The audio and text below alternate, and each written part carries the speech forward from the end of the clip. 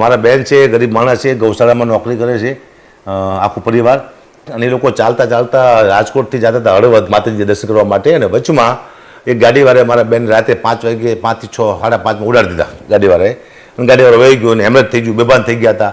અમે લઈ ગયા સીધા, એ લોકો લઈ ગયા મોરબી સિવિલમાં. એટલે એ કીધું કે અહીંયા નહીં, તમે રાજકોટ સિવિલમાં લઈ જાઓ ફટાફટ. અહીંયા કલાક 2 કલાક અહીંયા બગડ્યા, ટાંકા બાકા લીધા, લોહી નીકળી ગયું જાજુ એવું. પછી સીધા સિવિલ હોસ્પિટલમાં રાજકોટ આવ્યા. હું અહીંયા પગી ગયો.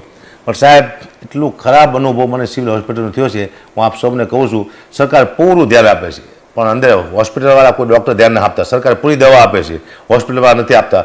તમામ ડૉક્ટરોની સુવિધા છે, જેટલી પ્રાઇવેટમાં ન એટલી સિવિલમાં હોસ્પિટલમાં સુવિધા આવ્યું છે, પણ કોઈએ ધ્યાન આપ્યું નથી. સાહેબ, 5 કલાકે સિટી સ્કેન થયું છે મારા બેનનું.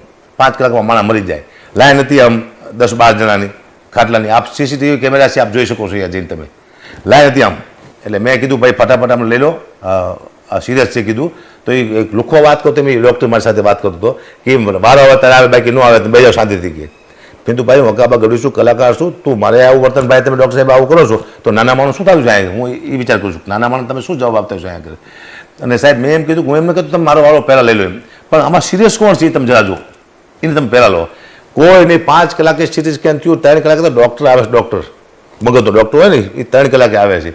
એટલે સરકારને કહું છું, હું અહીંથી આરોગ્ય મંત્રીને પણ કહું છું કે આપ ચોક્કસ ધ્યાન આપજો સિવિલ હોસ્પિટલમાં રાજકોટની, જેની માથે ગરીબ માણસો નભે છે. એવું હોય તો તમે તમારો કોઈ માણસ મોકલો, ગરીબ નાનો કોઈ વ્યક્તિ, ત્યાં કેવી સર્વિસ મળે તમને ખબર પડે ત્યાં. અને એટલું બેકાર સર્વિસ છે. મેં નાને એક મંત્રીને પણ મેં ફોન કર્યો હતો. સાહેબ, મંત્રીનું પણ માન આ લોકો રાખ્યું નથી.